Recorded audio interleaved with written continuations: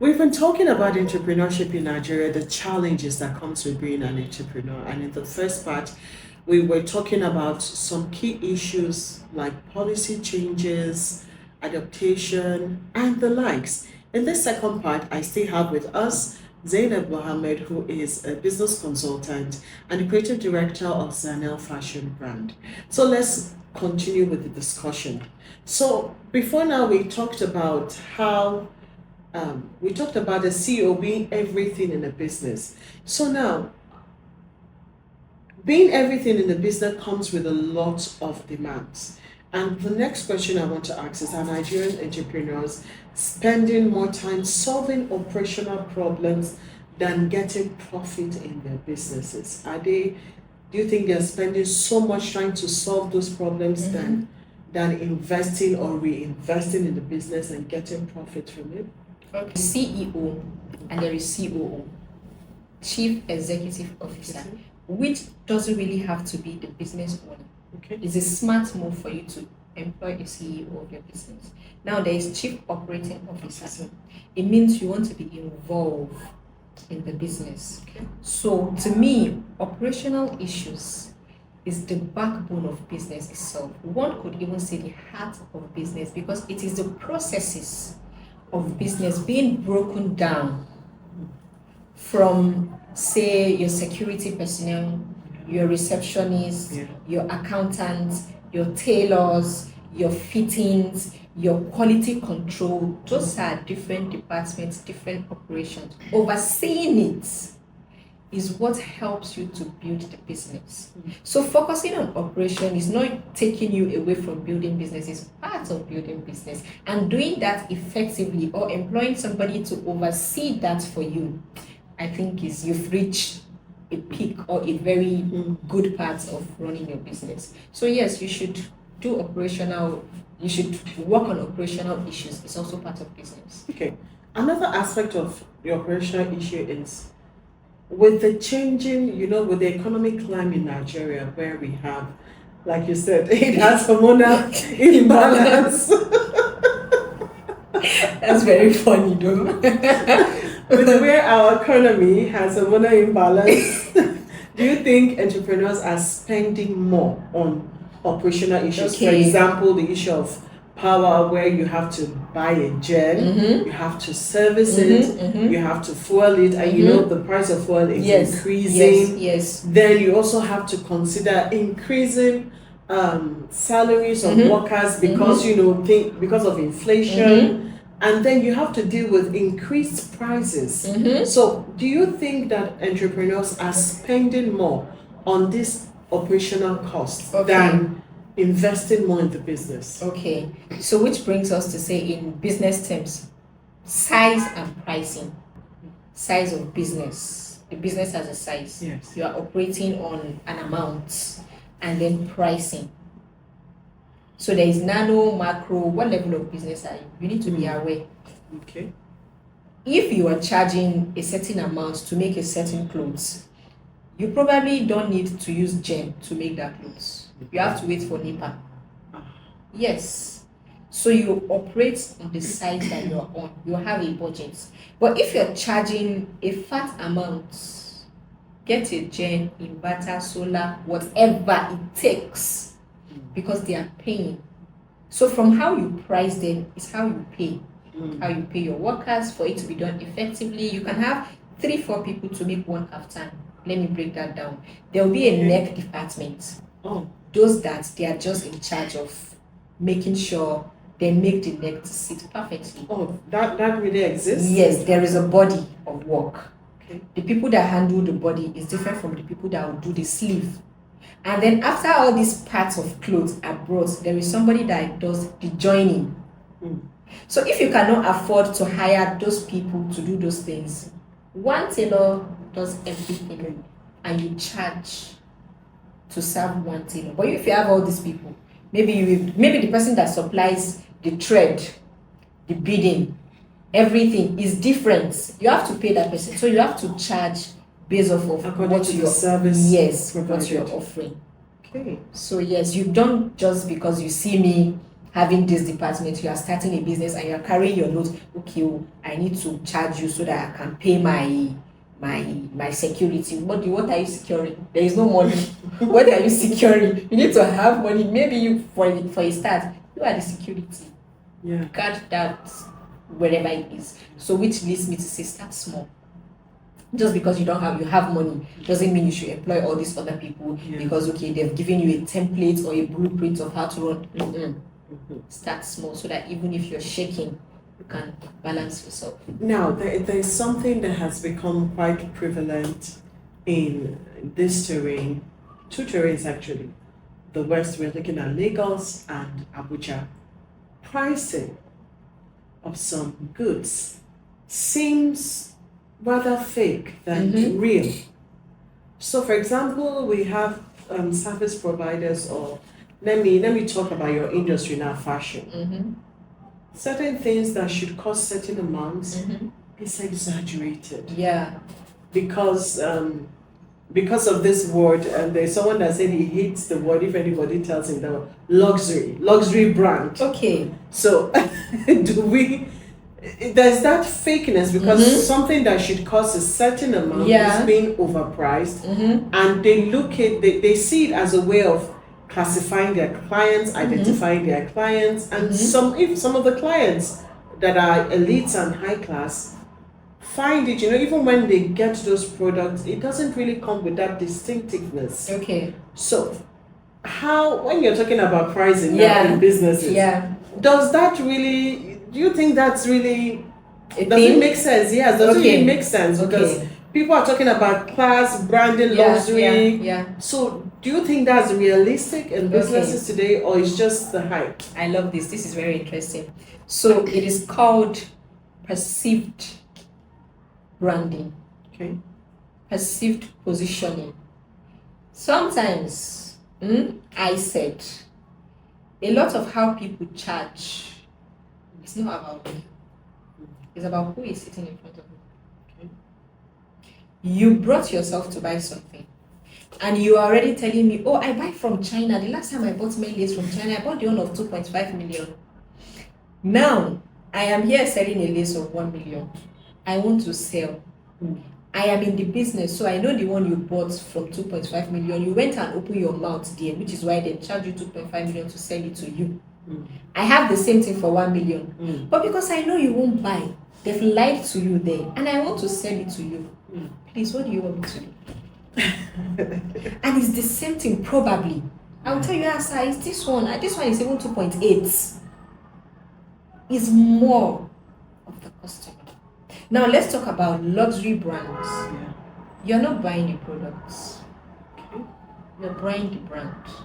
They did not force you. Those people don't even force. But earlier I was saying, I know my customers. I don't look for who is not my customer to convince.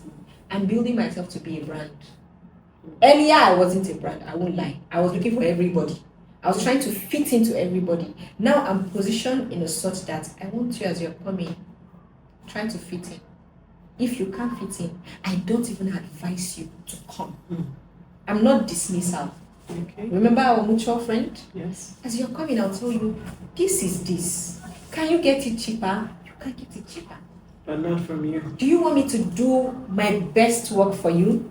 This is what I charge. So a lot of these things, it's not even the business owner. It's the customers that are pushing. Okay. Now you as a business owner, you can decide to be serving the mass market. You position yourself, you'll be selling, trust me, you will sell more volume of what you're selling. It's going to be more than me. Maybe from a customer, I sell just 8 yards and I charge, let's say 100,000. If you position yourself where you'll be charging 50,000, you sell to a lot of customers. 10, 15, volume, turnover. So each business owner have a market they want to serve. They can recognize their customer. So you now, for instance, you go to a mass seller, you buy, and then you're coming to a luxury brand, you are complaining. Me, if you're complaining to me, I'm going to look at you because you're not my customer. What do you want me to tell you? What brought you here in the first place? What attracted you? I am positioned in a way. So I don't think it's fake. We adapt to markets. If you've studied the markets, if you've gone very deep in business, you will now realize, where do I want to position myself? So it's not fake. It's not unrealistic. Okay, I think I'll kind of agree with you. Let me not say anything because you are the expert. So, another thing I want to look at, or rather, I want you to address is Nigeria with our terrain, the economic climate. Do you think that survival mode has become the default of many, or the default mindset of many business owners? Okay. Yes. Wow. Everybody, I believe, even Dangote, he has his own size of trying to survive. It's just that it's in billions and trillions. And our own is in millions and hundreds. Yeah. We are trying to survive. So we are in survival mode, literally. So when somebody in hundreds is talking about survival mode, his own is intense. He's telling you, I need to eat, I need ewagoni, I need bread, I just need to survive. Somebody in hundreds is telling you, oh, I want to go to this new restaurant. It has a name, I'm not about to do advert for them. But that's his own survival mode. He's trying to fit into this. Somebody in millions will tell you, oh, I really want to go to Paris. We have different sides of survival. We are all trying to survive. Dangote is still building with all he has. Yeah. He's fighting to survive in the oil industry. So there are just different sizes of survival. Okay, so to follow up on that, for those entrepreneurs who have not scaled through and are in their own level of survival, do you think they should demand more from government to make their businesses better than just trying to adapt? Okay, first of all, they should be patient. Yes, calm down and be patient. Secondly, be realistic. Before you were born, they've been complaining about government every day. Since I was a child, my mom would say, she's always saying there's no money to do something. And we are doing it. Nonetheless, there is complaint every day. How do you adapt? How do you respond? Are you willing to do this thing? If you are willing, you complain less because you can't change the government. Even if you match a protest, if the government don't want to reduce the dollar or try to, it won't happen. You just stress yourself to follow, okay, awareness, create awareness. So when you're burdening yourself with a state where you have not reached, you're going to crash. There is desperation when you are starting a business. That's what I can take. You see people, coach is telling you, don't be desperate when you start a business. It's a lie. You will be desperate. Because you are new. You probably can afford 100,000, but you are convincing me to buy something of 50,000. That's desperation. But that is not desperation to want to take what you don't deserve. Know your position, know what you are trying to sell to me. There is no other language I can use to tell you, you will be desperate. And it will take time for you to calm down into the business and realize, okay, it's from that desperation that you do better. And you realize, okay, I'm not actually begging this person to buy something of 100,000, but you will beg to get to that stage. So I hope I answered your question. Yeah, very well. Another area that I want you to throw more light is, do you think that there is disparity when it comes to entrepreneurs and the services they deliver? For example, you have a plaza that, okay, you have a middle class person that wants to come and rent, and then you have a high socialite or society person coming to rent. Both of them, the person from high class just wants to have it as one of their. Yes, but then the person that really needs the person that really needs it now can't have it because there is someone higher. So, what's the answer is the person that really needs it does not need it. Business is stages. Business is gradual. If you're struggling to do something, you don't need to do that thing. Don't take the stairs. It took me 6 years to rent a plaza. And you're starting business in 2 years. And you're trying to get a plaza. And you're complaining that the customers are not paying. That's too much.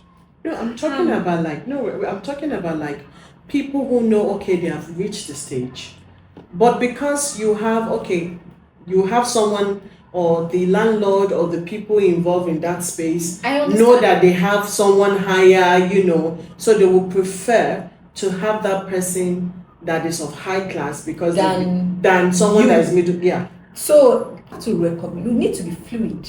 It's frustrating. I'm not defending them. Okay. But you are in charge of how you react. You are in charge of your emotion. I'm in a plaza. It's barely 1 year and they have increased my rates. But I did my assignments.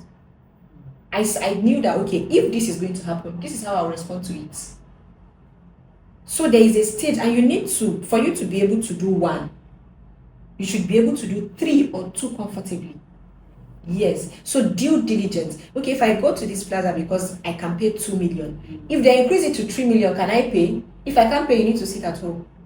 Put your 2 million back into that business. Build the business for you to be able to take decisions outside your emotions. They want to give a higher person. You are feeling inferior. Your account shouldn't feel inferior. If your account can pay, fight with the person. Not physical, like challenge. Yeah. But because you are now emotional, it means again, I'm not defending them. Know thyself.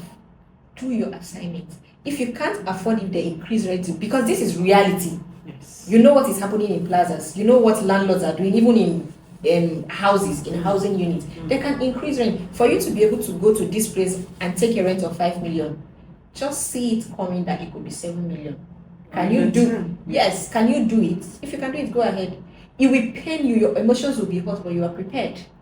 If you can't do it, rather than reaching there and complaining and packing your things up, sit down. Go to where it's 2 million. So that's what I'm just saying. Be at upper hand, because wherever you go in life, people would try to book you, whether the right way or the wrong way. So you are in charge of how you react and your emotions. So can you tell us now, before starting a business, what do you think entrepreneurs should really be prepared for? One needs to have, it's like the variables of starting entrepreneurship: readiness, willingness, resilience, competence. You need to be a survivor. As you're growing up, it's pushing you down. Are you willing to fight? You will feel hot. Maybe some is even just like that. Somebody will just feel like ruining your day. Don't give them the power to be able to toy with your emotions. And it's not even just entrepreneurship. It can happen at home. Your mom can decide to have a fight with your dad. You wake up in a good mood.